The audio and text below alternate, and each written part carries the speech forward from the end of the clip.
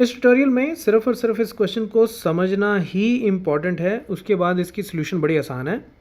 Question ये कहता है from a point on a bridge across a river. तो सबसे पहली बात कि हमारे पास ये एक रिवर है, ठीक है। तो रिवर के ऊपर एक ब्रिज बना हुआ है। तो ये जैसे रोड हो गई, आप ऊपर गए, फिर ये ब्रिज आया और फिर इधर को फिर से आपकी रोड है नीचे को जाने के लिए, ठीक है। तो ऐसे ही होता है, कोई भी ब्रिज हो और नीचे अगर आप इस साइड से देखो तो आपको जो रिवर है वो इस तरह की नज़र आती है, राइट, ठीक है। ये बीच में वाटर हो गया, ठीक है। तो वो कहता है from a point on a bridge. तो ये ब्रिज है रिवर के ऊपर, तो इसके ऊपर कोई एक पॉइंट है, ठीक है। ऑन ऑन अ ब्रिज, तो ब्रिज के ऊपर एक पॉइंट है, ठीक है। कहाँ पे है, तो ये उसने फिगर में ऑलरेडी बना रखा है कि ये एक पॉइंट है पी, ठीक है। The angles of depression of the banks on opposite side of the river. देखो, एंगल ऑफ डिप्रेशन का मतलब ये होता है कि आप ऊपर से किसी एक ऑब्जेक्ट को देख रहे हो जो नीचे है, ठीक है। आपकी पोजीशन ऊपर है और ऑब्जेक्ट जिसको आप देख रहे हो वो नीचे है। तो ये जो एंगल बनेगा, अगर मैं, जैसे ये ग्राउंड है, मान लो ये ऑब्जेक्ट ग्राउंड पे है, मैं समझा रहा हूँ आपको, सिर्फ ये ऑब्जेक्ट ग्राउंड पे है, तो ग्राउंड के पैरेलल अगर मैं यहाँ पे भी एक हॉरिजॉन्टल लाइन ड्रॉ कर दूँ बिल्कुल इसके पैरेलल, तो ये जो एंगल बनेगा, ये एंगल जो है इसको हम बोलते हैं एंगल ऑफ डिप्रेशन, ठीक है। तो ये जैसे उसने हमें दो एंगल ऑफ डिप्रेशन दे दिए कि हम इस पॉइंट से, पी पॉइंट से इसके इस किनारे पे और इस किनारे पे, दोनों किनारों को अगर हम देखें बारी बारी, तो एक साइड पे एंगल ऑफ डिप्रेशन बनता है 30 डिग्रीज। तो एक एंगल उसने 30 डिग्रीज दे दिया और दूसरा दिया है उसने 45 डिग्रीज, ठीक है। अब मैंने आपको पहले भी समझाया था, ये दोनों अगर पैरेलल लाइंस हैं तो ये जो लाइन, अगर इसको ध्यान से देखो तो ये एक तरह से ट्रांसवर्सल हो गया। तो दो पैरेलल लाइंस को जब एक ट्रांसवर्सल दो पॉइंट्स पे इंटरसेक्ट करता है तो ये दोनों क्या हो जाते हैं, ऑल्टरनेट इंटीरियर एंगल्स, और ये हमेशा क्या होते हैं, बराबर होते हैं। तो इसका मतलब अगर ये एंगल अगर मुझे 30 डिग्री दिया गया है, अब ये मेरा, अगर मैं एक हॉरिजॉन्टल लाइन ड्रॉ करूँ रिवर के साथ साथ, ये ब्रिज है, ये रिवर है, ये ग्राउंड के पैरेलल, ये ग्राउंड के पैरेलल, तो ये दोनों लाइंस आपस में पैरेलल होंगी। तो इसका मतलब ये ट्रांसवर्सल हो गया, ये ए पी, ए को चलो मैं यहाँ लिख देता हूँ, ए पी ये ट्रांसवर्सल हो गया। तो इसका मतलब ये एंगल और ये एंगल ये आपस में क्या हो जाएंगे, ऑल्टरनेट इंटीरियर एंगल्स, राइट। ये ऑल्टरनेट इंटीरियर एंगल्स हो जाएंगे। तो इसका मतलब ये एंगल भी मेरा 30 डिग्री हो जाएगा। तो अब अगर इसी को मैं दोबारा यहाँ पे बना लूँ तो आप यूँ समझो कि ये इस तरह से बनेगा, ठीक है। ये पॉइंट पी हो गया, मैं थोड़ा सा बड़ा करके बना देता हूँ, ये पी, ये ए, और इस पॉइंट को हम सी मान लेते हैं, ठीक है। ये सी पॉइंट हो गया। तो ये जो एंगल है, ये एंगल मेरा कितना आ जाएगा, 30 डिग्री, ठीक है। और इस साइड को अगर मैं देखूँ तो ये जो एंगल है ये मेरा कितना आ जाएगा, 45 डिग्री बी पॉइंट पे, ठीक है। ये ऑल्टरनेट इंटीरियर एंगल्स ये बराबर हो गए, ये ऑल्टरनेट इंटीरियर एंगल्स, तो ये दोनों भी आपस में बराबर हो जाएंगे, ये पैरेलल लाइंस और ये ट्रांसवर्सल, तो ऑल्टरनेट इंटीरियर एंगल्स बराबर। तो इसका मतलब ये एंगल और ये एंगल मुझे मिल गया, ठीक है। अब आगे वो क्या कहता है, if the bridge is at a height of 3 metres. तो ये जो हाइट है ब्रिज की, तो ब्रिज की हाइट जो आप लोगे तो वो तो ग्राउंड से ही लोगे, ठीक है। कि ये जैसे आपकी ये ग्राउंड का लेवल था, तो ये ग्राउंड का लेवल अगर मैं यहाँ पे एक लाइन ड्रॉ कर दूँ तो यहाँ से जो हाइट है वो 3 मीटर्स गिवन है।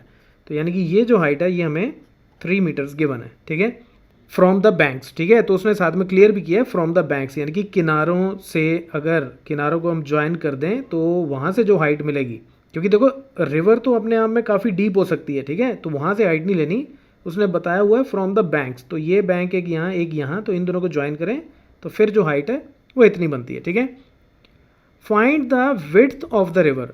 अब वो कहता है कि आप ना इसकी विड्थ फाइंड आउट करो, यानी कि ए बी फाइंड आउट करो। तो देखो कितना आसान है, हमें दो राइट एंगल ट्रायंगल्स मिल गई। जब मुझे ये हाइट दी गई है, ये जो मुझे हाइट दी गई है, हाइट का मतलब यही है कि ये इसके ऊपर परपेंडिकुलर है, ठीक है। तो एक राइट एंगल ट्रायंगल इधर आ गई, एक राइट एंगल ट्रायंगल इधर आ गई। और मैंने आपको ये बताया हुआ है कि एक राइट एंगल ट्रायंगल में, किसी भी एक राइट एंगल ट्रायंगल में अगर आपको एक भी एक्यूट एंगल और कोई भी एक साइड अगर गिवन है तो आप बाकी की दोनों साइड्स निकाल सकते हो। तो पहले मैं ये वाली राइट एंगल ट्रायंगल लूँगा, यहाँ से मैं AC निकाल लूँगा, फिर ये वाली राइट एंगल ट्रायंगल लूँगा, इससे BC निकाल लूँगा, और फिर सी और बी सी इन दोनों को ऐड कर लूँगा तो ए बी यानी कि पूरी रिवर की जो विड्थ है वो मुझे मिल जाएगी। So let's do that. अब हम इसको सॉल्व करते हैं। तो अब आप चाहो तो डायरेक्टली ऐसे भी स्टार्ट कर सकते हो, यहाँ पे इसको एंगल 30 डिग्री लिख के और इसको 45 डिग्री लिख के। अदरवाइज़ अगर आप चाहो तो एक दो लाइंस एक्स्ट्रा भी लिख सकते हो। कैसे? इसको मान लो Q बोल दो इस पॉइंट को और इसको R बोल दो, ठीक है। इसको Q और इसको R बोल दिया। सो हमारे पास गिवन क्या है कि एंगल APQ ये है 30 degrees. This implies angle PAC is also 30 degrees. Y?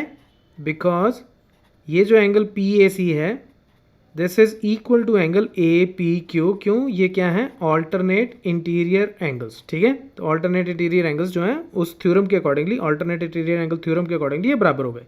Similarly तो मैं डायरेक्ट लिख देता हूँ, सिमिलरली एंगल CBP वो कितना आ जाएगा? 45 डिग्री। ये जरूरी नहीं होते स्टेप, लिखना चाहो तो लिख सकते हो, नहीं लिखना चाहो तब भी ठीक है। ट्रिग्नोमेट्री के क्वेश्चंस में ये मैंडेटरी नहीं होते, ठीक है। तो आप किसकी सोल्यूशन डायरेक्टली यहाँ से शुरू कर सकते हो। इन राइट एंगल्ड ट्रायंगल PCA या ACP, ठीक है, ACP। अब देखो मुझे AC निकालना है। AC क्या है? अब ये वाले एंगल की बात कर रहे हैं तो इस वाले एंगल के सामने वाली साइड मुझे ऑलरेडी गिवन है, और सामने वाली साइड यानी कि ये साइड क्या हो गई? परपेंडिकुलर, और इसके साथ वाली साइड ये क्या हो गई? बेस, ठीक है। तो परपेंडिकुलर और बेस में क्या रिलेशनशिप होता है? मैं यहाँ लिख देता हूँ, पंडित बद्री प्रसाद हर हर बोले। तो परपेंडिकुलर और बेस में जो रिलेशनशिप होता है वो होता है tan का, ठीक है। तो इसका मतलब ये है कि tan A is equal to perpendicular over base. Perpendicular क्या है? PC और बेस क्या है? AC, ठीक है। PC कितना गिवन है? 3 मीटर्स। AC मुझे निकालना है। अब tan A का मतलब यहाँ पे एंगल कौन सा है? 30 डिग्री। तो यहाँ पे 30 डिग्री लेता हूँ। tan 30 degree is equal to 3/AC। This implies AC is equal to 3 divided by tan 30 degree. और अब फिर से वही tan 30 डिग्री के लिए हम फिर से AC टेबल को रेफर करते हैं। tan 30 degree 1/√3। लिंक फिर से मैं दे रहा हूँ इस ट्यूटोरियल में भी, जरूर देख लेना। तो 1/√3 मतलब 3 × √3 इतने मीटर्स मेरे पास इसकी लेंथ आ गई AC की, ठीक है। ये आ गया। अब हम दूसरी ट्रायंगल लेते हैं। So in right angled triangle BCP यहाँ पे भी जिस एंगल के बारे में बात हो रही है उसके सामने वाली साइड हमें ऑलरेडी गिवन है यानी कि परपेंडिकुलर गिवन है, और उसके साथ वाली साइड यानी कि बेस हमने निकालनी है। फिर से परपेंडिकुलर और बेस यानी कि मुझे tan का ही फॉर्मूला यूज़ करना होगा। तो यहाँ से tan B कितना आ जाएगा? Perpendicular over base, perpendicular is PC, base is BC, perpendicular PC 3 है, BC मुझे निकालना है। और tan B का मतलब tan 45 डिग्री। जितना एंगल यहाँ पे बनता है वही वैल्यू यहाँ डाल दो, इज इक्वल टू 3/BC। अब tan 45 डिग्री की वैल्यू होती है 1 इज इक्वल टू 3/BC, ठीक है। This implies BC is equal to 3 metres. देखो ये वैसे भी बड़ा ऑब्वियस था, ये 45 डिग्री, ये राइट एंगल ट्रायंगल, तो ये एंगल भी 45 डिग्री होगा, ठीक है। तो दो एंगल्स अगर बराबर हों तो ये आइसोसेलेस ट्रायंगल होती है। तो इसका मतलब जितनी हाइट, जितनी लेंथ इस साइड की है उतनी ही इस साइड की भी होगी, तो ये दोनों बराबर होंगी। तो ये 3 मीटर्स है तो ये भी 3 मीटर्स होगी ही होगी, राइट। और अब हम AB निकाल लेते हैं। Now AB is equal to AC plus BC, और AC हमने कितना निकाला?